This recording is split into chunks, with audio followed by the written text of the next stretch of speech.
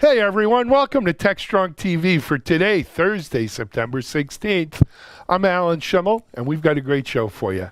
It's been a busy week. It's always a busy week here, but it's been a busy week in the public market, stock markets for DevOps companies. We saw JFrog had a very successful IPO yesterday, and of course Snowflake, a data warehousing company, also had an amazing IPO. And then today, Sumo Logic, another DevOps-related company, goes out with their IPO. At the end of today's show at 11:30 Eastern Time, I will be live online interviewing CTO, co-founder of Sumo Logic, about their IPO and about what's happening. You'll be able to catch it on our Digital Anarchist Network, as we call it, which is the same places where you're watching this on TechStrong TV, Facebook Live, LinkedIn Live, Twitter, YouTube, all of our media ops sites, as well as Amazon, Apple, Roku, and our mobile app on DevOps.com. In addition to that, though, I've got a great lineup of guests for today. I have Idit Levine, the founder, CEO of Solo.io. She's a powerhouse. And I every time I speak to her, I'm more and more impressed with what she's building with Solo and how she looks at solving one little problem at a time. Great stuff there. I'm then joined by my friend Anand Oswal, who's the general manager of the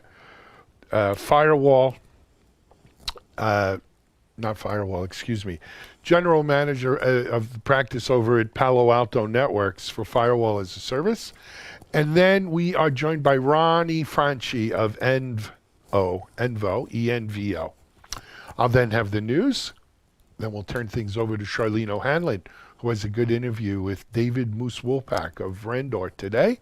And then the Analyst Corner with Mitch Ashley. And Mitch's guest today is Dr. Sal Staffolo, founder, CTO of Allure Security. I'll be back to wrap things up, and then we'll head right on over to the Sumo Logic interview. So it's going to be a big day today, big show, another big show. We're going to take a quick commercial break, and I'll be right back.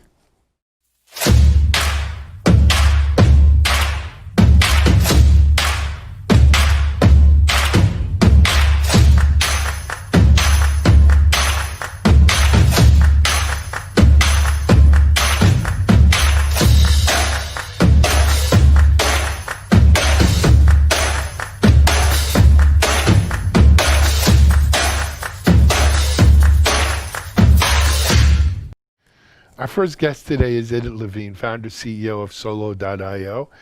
They just announced their WebAssembly CIO OCI image specification. And Idit is just building Solo into a powerhouse. I love speaking to her and hearing all that they're doing. Here now's my interview with Idit Levine of Solo.io.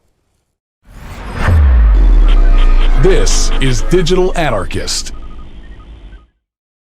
Hey everyone, thanks for joining us on another session here for TechStrong TV. My guest is Idit Levine. Idit is the CEO founder of Solo.io. And I must say, first of all, Idit, welcome to TechStrong TV. How are you? I'm good. Thanks so much. And again, thanks for having me. My pleasure. Usually, Idit, I see you at KubeCon or a DevOps event or something, in person. And I guess the last time I saw you,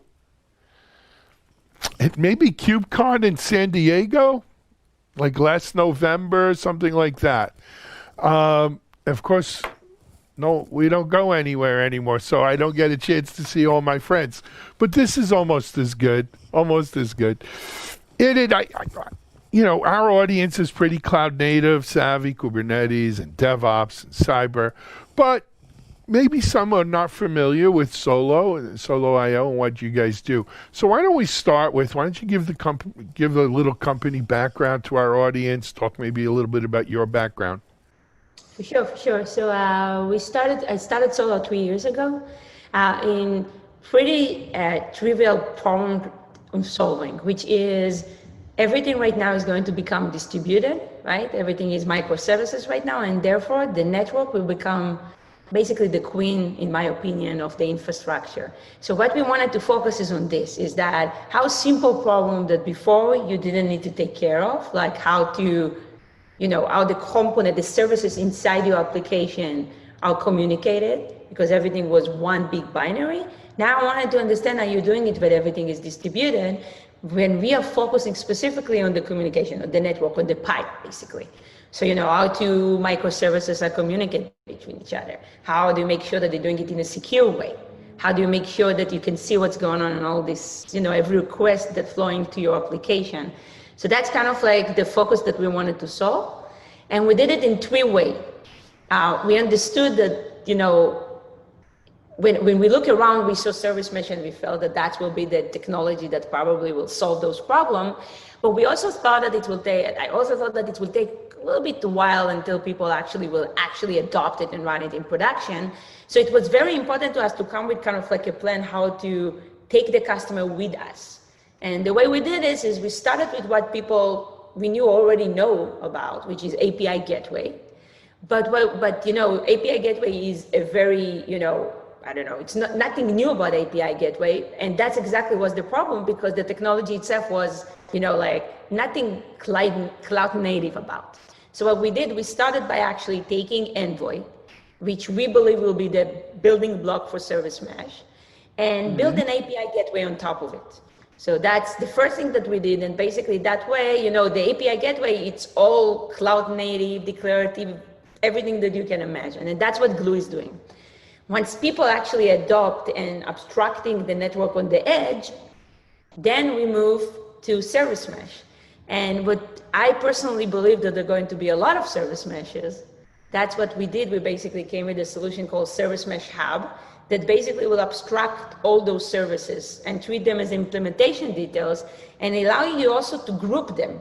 If you're going, for instance, to AWS and you have STO on-prem, it's grouping them to what's called virtual mesh and basically working together. So that's the second pair. So once customer adopt the edge, abstract the edge, now they can abstract the rest of their northeast, east-west traffic.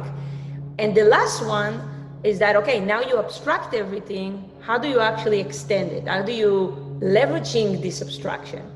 And that's where we came with a product called WebAssembly Hub, which generally I believe is WebAssembly Hub will be the future of cloud native for extending everything specific, and sure we know that Envoy is one of those things. So that's the 3 kind of like things that we focus on. Beautiful. Excellent. Now, recently you mentioned the WebAssembly Hub. There was some news recently from the company. Why don't you share? Actually, before we get to that, let's talk a little bit about you.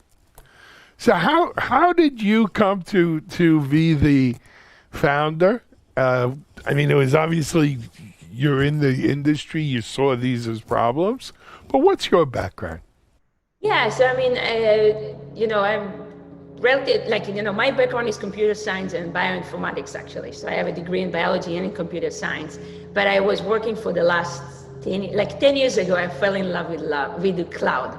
Now, back then we didn't call it cloud, we call it virtualization, but I work in a little startup here in the Boston area that got acquired by VMware. And if you know what vRealize is, it's something that we started in a small group. So that was pretty rewarding.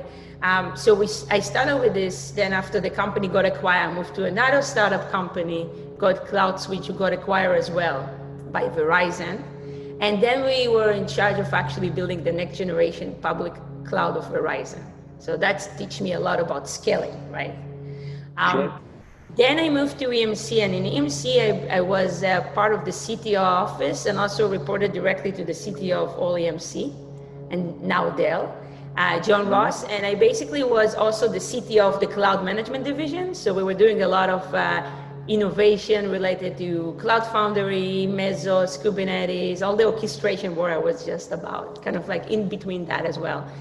And as much as I like EMC, and I really had a lot of time there, good time there, I thought that as a big company, it's a little bit harder for us to go faster. So that was the reason of kind of like starting solo. I believe that I had good idea, and I think that I knew what I'm doing, and I felt that it's a little bit harder to influence a big company to move to that direction. It will be way faster if I will be able to lead this team with a small team. So that's exactly what we did. I started solo, and solo today is, doing really, really well. We're running infrastructure for customer that, you can just imagine every time that you're using a credit card from one of the biggest companies in the world, you're actually running from our infrastructure, our technology. Every time that you're doing, you're using your cell phone with one of the other team, big companies, you're using we have Vonage and ADP and Carfax, extremely big customers. And we actually overwhelmed for an amount of the customer that coming to us. It's all inbound, so it's pretty exciting to help. Good for you.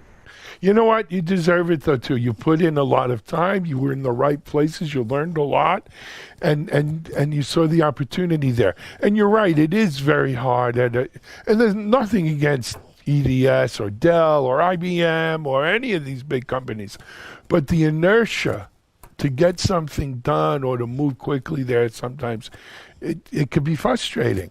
And so I think you did the right thing, and good for you.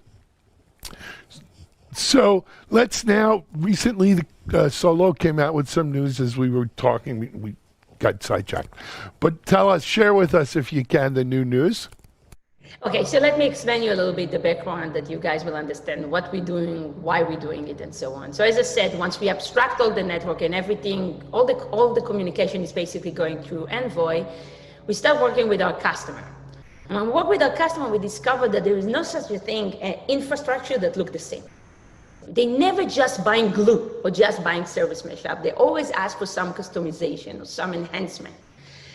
Now, in order to enhance, right, when you're looking at service mesh or API gateway, usually that means that you want, you can either enhance what's called the control plane, that feeding the information to Envoy, or you want to actually enhance the Envoy itself, which is the data plane. So the control plane is pretty simple. You can write in operators, and we did some initiative there. But when you're talking about the actually data plane, in order to do this, it's very complex. What you need to do, you need to write a C++ async filter and rebuild Envoy. Now, I'm telling you that's not fun. That's a very complex problem. So when we looked at this, and it's not only us, all of us, like Google and others, the community, we figure out that there is something that should be done there, because otherwise it's really slow innovation. Now, we did it for our customer, right? If our customer come and said, I want a WAF filter, we sit down, we have the right people, we wrote the WAF filter based on mod security, and that's part of Glue. But again, it's a very slow process, and we thought that a lot of them, the customer can own by themselves. So what we did, we basically looked at the technology around and came with this decision that WebAssembly could be this solution to be able to enhance it. So now, what is a WebAssembly? So WebAssembly is kind of like came from the word actually of the browsers. The idea was, how can you actually extend the browser, make it go very, very fast, but again, because it's the browser, there is some use cases that you need to cover. For instance, it has to be very quick. It has to be very safe, because if you will write code there that could be malicious, it will take the browser down. You definitely don't want to do that. And then the last one, you also need to make sure that it will run everywhere. And ideally, you also want to be able to write this extension in any language. So that's exactly what WebAssembly is all about. It's basically, it's sandbox, so it's making sure that it's secure. It's not assembly code, so it's actually, funny enough, it's not web and it's not assembly anymore. It's instruction code, which means that it's way more low level, which make it run relatively fast, almost natively. You can run it everywhere, because browser running everywhere, so you need to be able to run it on ARM and in other devices. And it's also, you can write the language in any language the extension in any language you want, and compile it to this model, right? So it's called WASM model. So that's great. When we look at this, this is great. This is what we need for Envoy, because if you think about it, we want something safe for Envoy. We don't want it to fall. We definitely want to make sure that you can, again, we would love to have it in any language. we want to make sure that it's secure, because it's very, very critical. Envoy is actually running all your network. It's better be secure.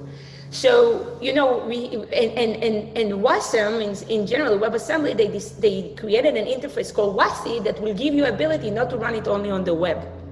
So what the Google guys did, and we help, is basically, or all the Envoy community help, is basically take this WASM and bring it to Envoy.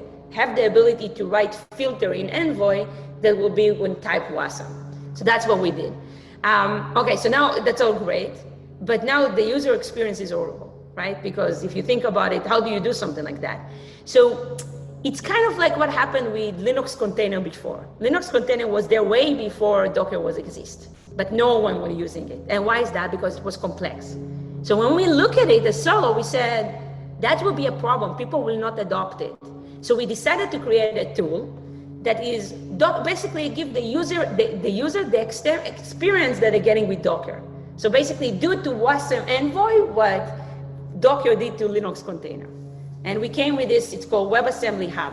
And it's pretty trivial. You can, you're doing WASMI, it's called the command line, WASMI init, it's creating you everything you need on your machine. And then you can seed it to the directory. It's already creating you all the project. So now you can put only the logic that you want. Then you can do WASMI build, WASMI push, WASMI pull, and WASMI deploy. So pretty trivial, but extremely, extremely important. So that's something that we did actually just right after San Diego. And Google liked it a lot. So they reached out to us and we did another announcement together, and Google decided that will be the way, not Google, Istio community decided that will be the way to extend Istio. So it's extending Glue, it's extending Istio, and hopefully in the future, other platform. So that's kind of like in the nutshell what is WebAssembly Hub. The recent announcement that we did is, we learn a lot, and we have customers running it in production. So we are basically, have a lot of work, and we learn a lot from actually do this experience. And we saw what happening in the market with, container, before that container war, and then after it, container orchestration war, and then we saw, a service mesh war right now. And we wanted to make sure that this market, I don't think it's healthy to the market. So we didn't want that to happen also for WASM. And what we thought of doing is basically try to kind of like formalize right now, what should be the spec, right? For actually storing and deploying a WASM filters, or WASM in general, WASM model. So what we did, we basically took the OCI image spec, which is basically just defining the layers. And we come with a more specific specification for WASM. We said, okay, if you're running WASM and you want to store it in a registry, like you're doing with Docker, what you will want to do is you need to have 2 layers. And here is what the spec for this layer, which will be the configuration, and for the other layer, it will be, for instance, the binary itself. And then in the configuration, here is the field that probably you should want. And we basically recently, we just announced it that this is what we believe from our learning that should be the spec. And we wanted to basically get a feedback from the community. And so far, it's looking really good. Everybody, Google really like it, and Microsoft like it. And we talking today on the OCI talks in on the TOC there. So we're basically getting a lot of very good feedback about this, and we're really happy about it. We're hoping that will help not to distract that there will be an alignment and not misalignment in the market, if it makes sense. Sure. So, my experience has been is when you see a lot of solutions to solve the same problem in a market, it's because none of them do a very good job of it, right? None of them are perfect. All have strengths, weaknesses, etc. When you have a really good solution, there's, it kind of, the market takes care of itself. You don't have that, I should do this kind of mesh or that kind of mesh, whatever. It doesn't have to be mesh.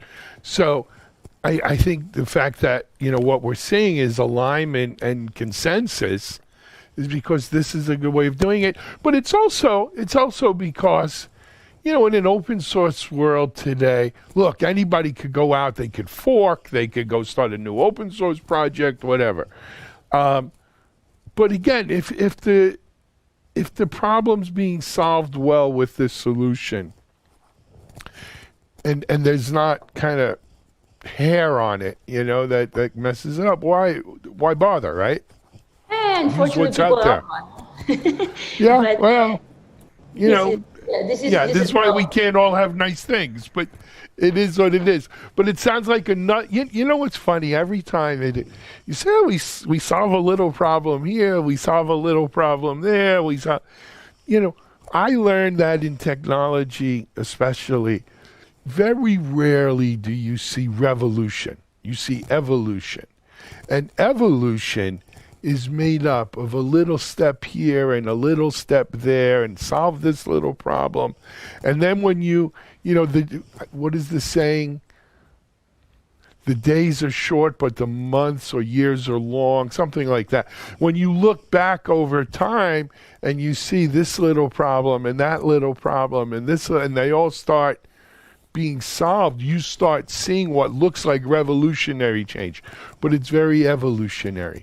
And so, that's kind of what we see here with Solo. Anyway, look, congratulations. It sounds like you're solving another little problem well that'll make people's lives easier in this space, and that's always a good thing. Come back and join us soon, right? Because I don't know when I'll see you in person again. So until then, come keep us posted on what's doing with Solo, okay? Yeah, definitely stay tuned. There's way more coming up. Really? All right. Now we're going to hold you to it. Yep. All right.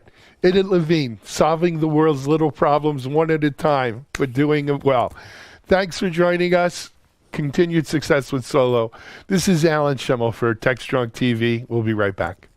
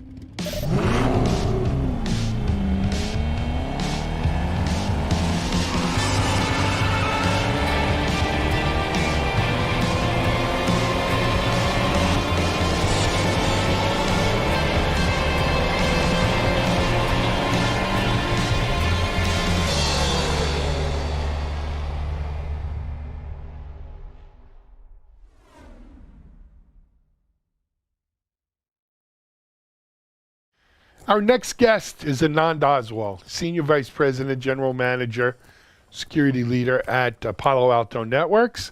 Anand joins us again with some exciting news from Palo Alto. He'll tell us all about it in his interview. This is Digital Anarchist. Hey everyone, thanks for joining us on another segment here for TechStrong TV. My guest this segment is someone who we've had on the show. I thought it was a few weeks ago, but he tells me it was 2 or 3 months ago. But such is life in COVID times. It's Anand Oswal. Anand is SVP General Manager for Firewall as a Platform at Palo Alto Networks. Anand, did I mess that up? No, Alan, perfect. Perfect. So 2-3 months, huh? Yeah, it's been a while. How are you doing, Alan?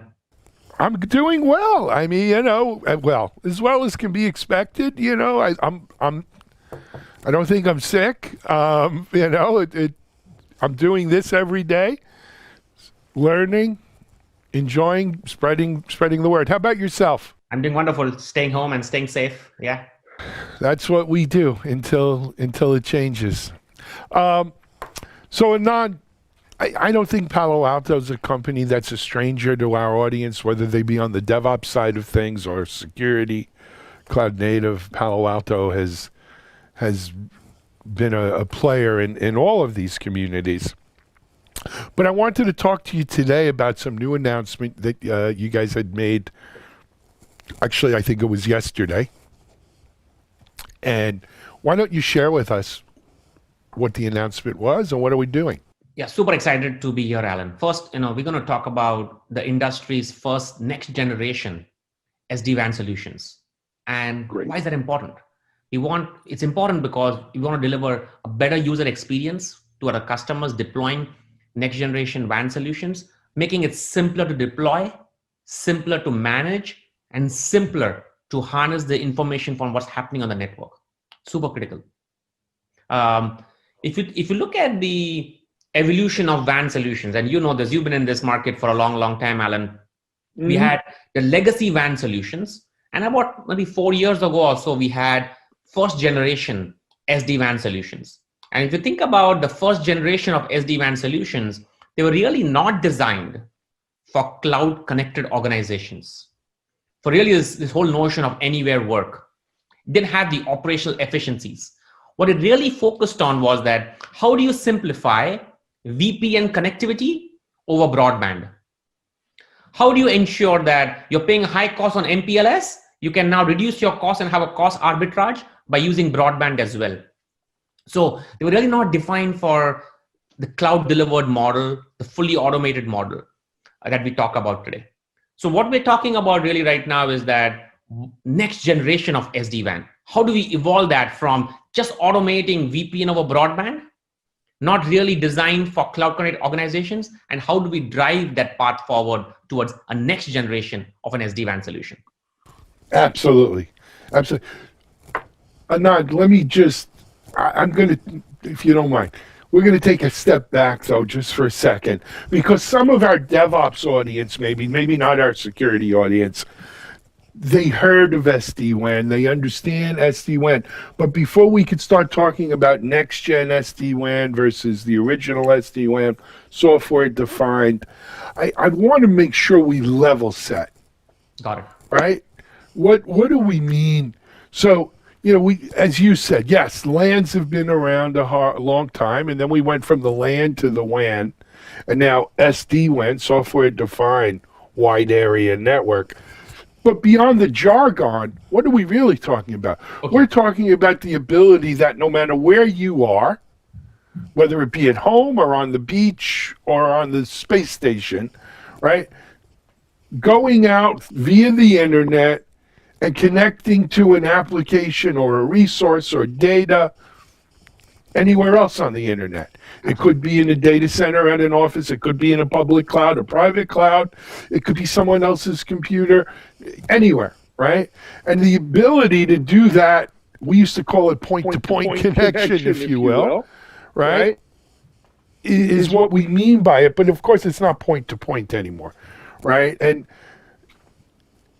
one other thing I wanted to mention, and the way it sort of evolved pre-COVID was that we backhauled traffic. That was the word I was looking for, backhauled, right? Where if you were remote from your office, from your LAN on a WAN, you logged in, usually via VPN or something like that, back to your LAN, and then once you were on your LAN, you went out, via a drawbridge over the moat out of your castle, back out to the internet, to the cloud or whatever. But things were controlled here at the castle. Of course, that's all out. Go ahead. So let me rewind the clock back. If you roll the clock back, which we all wish we could roll back to pre-COVID times, right? If you roll the clock back even like maybe 20, 25 years ago, right? The networks were simple, Alan. Yeah. That all the networks did was a bunch of computers or machines that we connected to a server. Okay. The way we talked about security was that nobody should get access to the server room. Is it locked? Right. Mm-hmm. And then we started having, maybe a storage, maybe over a WAN link, etc. And then maybe in the late 90s or so, we said, okay, this whole notion of broadband, how am I able to check my email from home? And then I had notions of VPN that came in, that basically the job of IT at that time was that how do I ensure that the right user accesses the company resources and has the access to right applications? And then we said, okay, bring your own devices and mobile devices, and the iPhone revolution, et cetera, came in. And we started having then the next motion of IoT devices in the enterprise, applications in the cloud, and things got complex or complicated. So if you think about the notion is that as a user, you're in the home, you're on the beach like you talked about, you're in the headquarters, you're in the branches, retail stores, whatever, right? Your expectation as users is that you want access to the same applications and you want the same user experience no matter what, right? That's great. That's what we expect as users. However, if you think from an IT perspective, they want to ensure that you have the same security policies for what you access no matter what. So you want that best-in-class application experience, but you also want it to be secure. Now, the applications today are no longer in the data center alone. They're still in the data center, some of them. They're in the cloud, not in one cloud, in multiple clouds and SaaS applications, etc. So your remote branches now don't need to go all the way backhaul, what you said, to a data center, apply the security and then access the applications. They can directly access the internet from the branch. And that's really the advent of what started with software-defined WAN, SD-WAN solutions. And then the first generation of SD-WAN solutions tried to automate simplifying VPN over broadband connectivity. However, as you start thinking in terms of the next generation of SD-WAN, I'd like to talk about 3 key attributes that are very, very important. First, layer 7 and application defined, providing that application layer visibility, create application defined policies, and most important, deliver the SLAs that we need for the applications, ensuring that we improve the end user experience.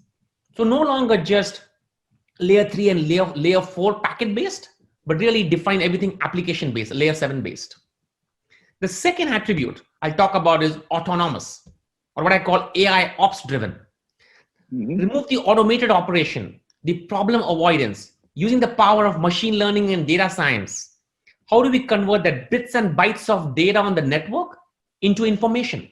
The information into insights, the insights that lead to outcomes for our customers, and then have that feedback loop through machine learning to improvise, to put automated remediation, etc. That's really what we want to do. In our cases, we've had customers who reduce now 99% of their WAN and application access trouble tickets. Because guess what? Wow. You always have a plethora of alarms coming in, then you sort the alarms, you group it, you aggregate it, you pinpoint. We're able to now use the power of automation to tell you exactly what's going on. The third attribute and the last attribute of next generation SD-WAN is really around cloud delivered. You want to have all brand services, including networking, best-in-class security, delivered from the cloud as a service.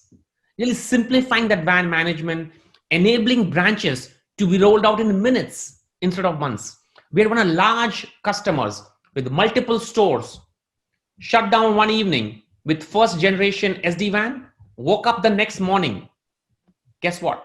New next generation SD-WAN up and running in minutes. That's really the power of what we call as the next generation of a software-defined WAN solution. Excellent. Good stuff, really good stuff here. So Anand, I've been waiting for things like this to start coming out, and I'll tell you why. When I look at how the world responded to COVID, there was the initial stage where, look, we just got to keep things up and running while people are working from home. So that means we're going to continue to use what we were using before, and we'll Band-Aid it, right? Band-Aid solutions, short term, because we just got to keep things running. But at some point, we had to start saying, okay, this is the new normal. This is the new way. People are going to be remote. We're not going to be in an office, maybe, right? We're going to be remote. And we should look at just better ways of doing. If this is going to be the new architecture, let's look at better tools.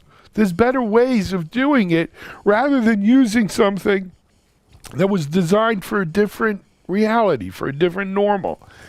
These, like what you're discussing here now, this new next gen SD-WAN, if you will, is a solution designed for today's normal, right? Where we're not going to Band-Aid what we were using 8 or 9 months ago. We're going, this is the way it's going to be. This is the right way to do it going forward then. My question to you is, majority of the issues that even people have are usually happening because of manual configuration, not because someone has, not every time because someone has some ill intent. It's a mistake. It's manual configuration. They lead to human error, and we want to have machine learning based capabilities to simplify the network operations. The system automatically identifies common root causes. When there are multiple events, there are multiple alarms, dramatically reduces the time to resolution, increases the availability of all the applications. When possible, automatically provide resolution of issues, freeing up the tasks of the people to other higher value activities. Capacity planning. I think we talked about in the past ones, like how do I understand what's running on my WAN, which applications, which users, what capacity, how much capacity I have left, how can we be predictive about when I need to upgrade things. All that can be automated. All those insights can be given to customers to help simplify the way they run, they manage the network. excellent. Here's my, in your case, maybe a $64 million question. How do we get companies to migrate to this when they're on the old stuff, right? When do they make that decision that says, hey, we got to do something that's better for us long term here? We've got to recognize this. Now's the time to make the switch. Yeah, I think, look, and we give examples in our press releases with a big customer that is talking how they moved from the first generation legacy SD-WAN, and overnight they were able to upgrade every single store that they had to next generation SD-WAN, really harnessing the power of cloud delivered, harnessing the power of fully automation, AI ops driven model, getting the insights for what they need to drive that, bringing together the notions of networking and security closer, tightly integrated and not bolted on, not having networking and security bolted on, different ways to manage, configure, different policies, etc. Have this seamless integration done, right? That's the solution that we're providing from Palo Alto. Excellent, excellent. All right, Anand, what else do we have about this release you want to share? Yeah, sure. So I talked about the first aspect of all the capabilities for our machine learning. The second thing I want to talk about is the Ion 1000, a new piece of hardware. It's a powerful small form factor SD-WAN appliance. It's really designed for the small retail stores, the small home offices that people have. It's fanless, it's small, it's quiet enough, it can be placed in the work environment. But most important, it enables performance control, the availability and security for your small medium office, which is consistent with all the enterprise policies that we have, right? So really enabling it part of the fabric. Then the second piece of hardware we have is the Ion 9000. This is the largest, highest performing SD-WAN appliance that we have to date. 2 times the throughput and performance of the flagship device that we have today for large branches and campus locations, supporting multi-gigabits of throughput, high availability, fail to wire, you name it, all the capabilities. Nice. And the last thing that we have that we're announcing is really this whole notion of how do we bring accelerate the journey on secure access services edge, or SASE. This is bringing in networking and security, really onboarding seamlessly from Prisma Access, our cloud delivered model we have, seamlessly onboarding the branch CP devices for SD-WAN. Now providing networking and security, cloud delivered and as a service to our customers to really simplify how they run and manage the constructs of network and security that are coming together. Excellent. Very good stuff. Very good. So this is available now? All the appliances, yeah? Yeah. Alan, all of the stuff that I talked about is available now. It's shipping. I don't like to talk about things that are a few months away. No, well, look, some people do. I want to make sure, that's all. I know. Excellent stuff. You know, Anand, I'm glad to see progress being made, right? Too many companies that lean into this, Yeah. right, will be the companies that win. And so I'm glad to see Palo Alto leaning I think in. if you start thinking about the whole notion of applications everywhere, applications sitting in data centers, in clouds, and multiple clouds and SaaS, users everywhere, at home, on the road, hopefully soon in the branches and the headquarters office, the whole perimeter is no longer like well defined. So you need to make sure that first. Well, not only well defined, I don't know if there is a perimeter There you go. anymore. So not only do we need to have the right application experience for the things that we access, no matter where we are, but have consistent security and policy across it. The second thing is that you want to enable the IT to have the tools to understand what's happening in the network, what is happening with their security constructs, how they're overlapping and correlated, how do you troubleshoot and remediate these problems, how do you move away from manual and debugging things for weeks, looking at this plethora of alarms and not knowing what to do with it. They really want to automate those things. And the last but not the least, I'll really talk about the fact that, look, we've talked about a lot about networking and security coming together, right? It's very important that we talk about it not bolted on. We need to seamlessly integrate networking and security. We need to make it easy, cloud delivered, and give it as a service to our customers. So they don't need to deal with all the complexity. They can focus on what their core tasks are. And that's really the value proposition of what we're driving from Uber perspective. Excellent. Anand, don't wait 2 to 3 months to come back on then, okay? No, I will not. We have a lot of things coming on, Alan. I'll be happy to be here again. Thank you. Appreciate it. All right, I'm looking forward to it. Anand Oswald of Palo Alto here. New next-gen SD-WAN devices, software, just new capabilities out there for you. Go check it out. This is Alan Schimmel for TechStrong TV. We'll be right back with our next guest.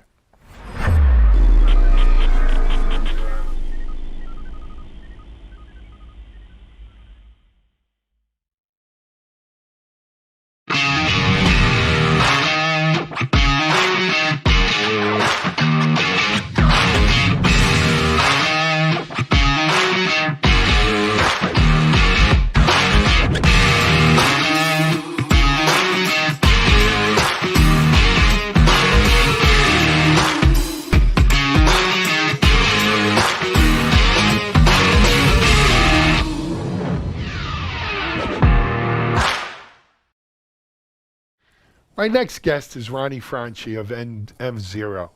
If you haven't heard of M0, check them out. They've just announced a new open source project called TerraTag. It's another open source project around Terraform. We saw TerraScan released recently from Accurix. A lot going on around Terraform. Ronnie's going to tell us all about it and why you should care. Here's now my interview with Ronnie Franchi. This is Digital Anarchist. Hey everyone, thanks for joining us on another segment here for TechStrong TV. My guest this segment is Ronnie Franchi, principal engineer at End0. That's ENV like envelope, ENV number 0. Hey Ronnie, welcome to TechStrong TV. Hey Alan, thanks for having me. Thank you. So Ronnie, I'm no disrespect, but I don't think a lot of our audience may not be familiar yet with M0.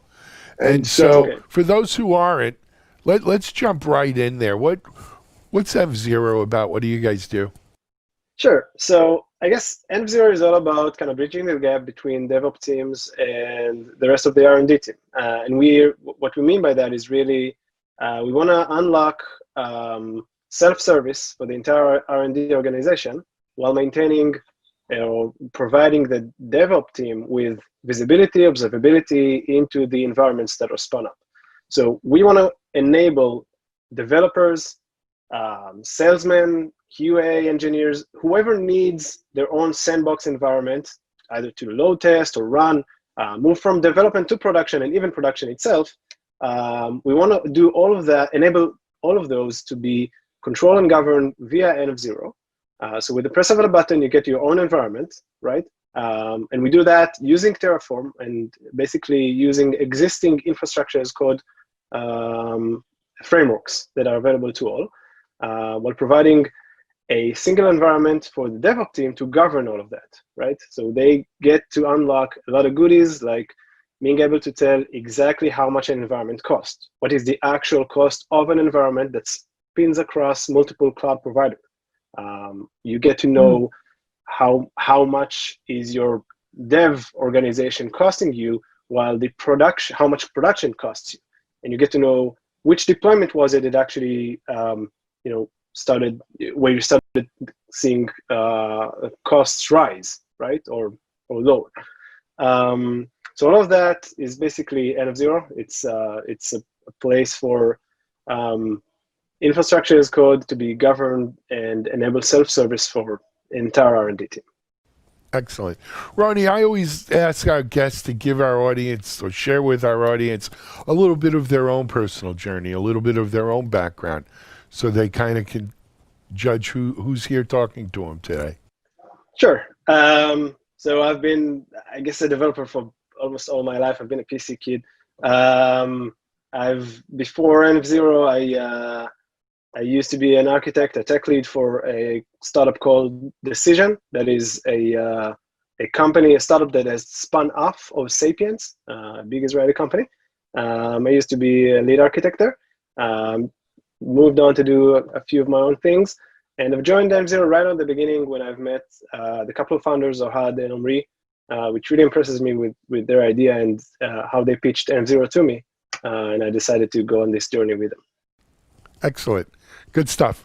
So, Ronnie, we could come back if we have time to kind of dive into kind of the whole issue around tracking and maintaining, or at least trying to control, have visibility into what we're spending on clouds, and then, especially when we go across multi-cloud and stuff, sometimes it's very hard to see where your infrastructure is deployed and where it's costing you, right? Relative speaking. So we'll talk about that. But you guys had some big news just came out around open source and a project. Why don't you, if you don't mind, share with our audience a little bit about that? Sure. So we at M0, we love open source. We rely on open source technology to drive our business, right? We embrace Terraform as kind of the driving framework for our business. We obviously use other open source framework all the time. And so we contribute back as well, right? We have contributed to numerous both Terraform providers and serverless plugins. Our entire team is devoted to contributing back to the open source community. But what's special about today is we are actually releasing our very first open source project of our own. We call it TerraTag. And the purpose of it really is, so that is the driving force behind some of the cost features of N of zero.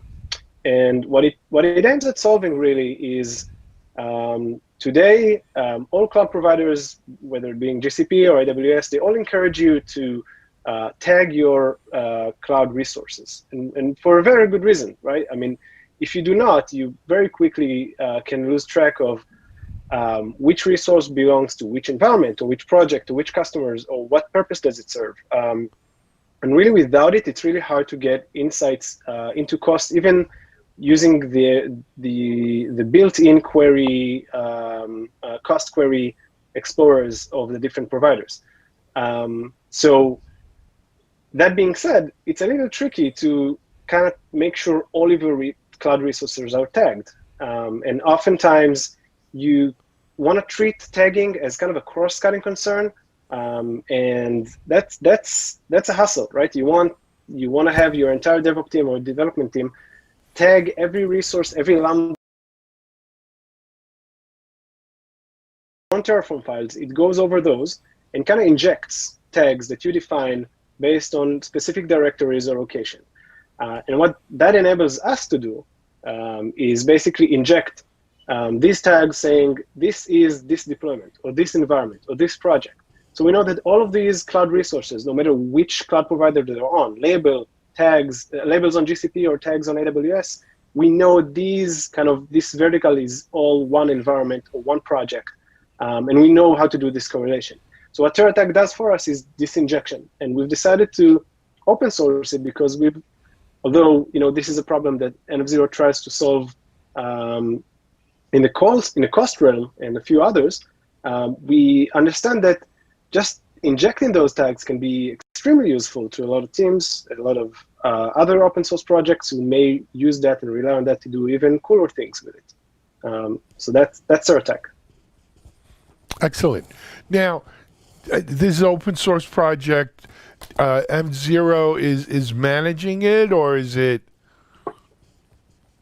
being given to a foundation or something like that, or how's the governance being done?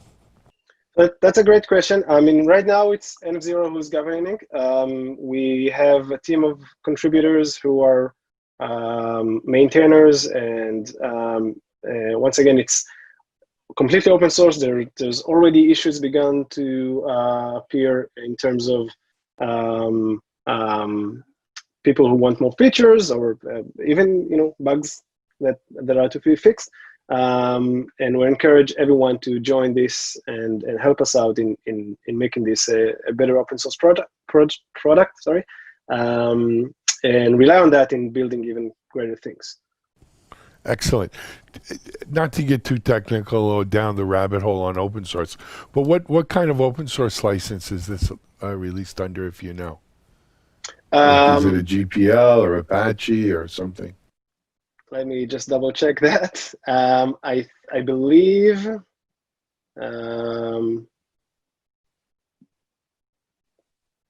right. So it is MPL2. Okay, very cool. So Roni, it's interesting. This is the second or third relatively new open source project that I've seen come out like in the last month and a half around Terraform, which is in and of itself, right, open. Why do you think we're seeing all this action around Terraform now? That's a great question. I mean, I think that so people have begun to realize more and more that governing your cloud infrastructure is no different than your code, right? And doing any kind of changes to your infrastructure without any audit around it, without any ability to roll back, to review those changes, it can be catastrophic, right? There's no way for you to know who changed what and when this regression began, how to roll back if you need to, if you're not using infrastructure as code. I think what Terraform obviously brings to the table is multi-cloud support. It's pretty simple to get started with. And I think we see this surge and this understanding that this is the right way of governing your cloud. And I think that what M0 also aims at doing around that is provide you with dynamic environments, right, on demand. The ability to kind of replicate what you've done on one environment and spin up multiple environments on demand for pull requests, for development purposes, for QA, for whatever you need to do. That's huge. And I think this is, this understanding that this capability is right there, right, for people to actually use, is the reason why we see a surge in Terraform usage and services around Terraform,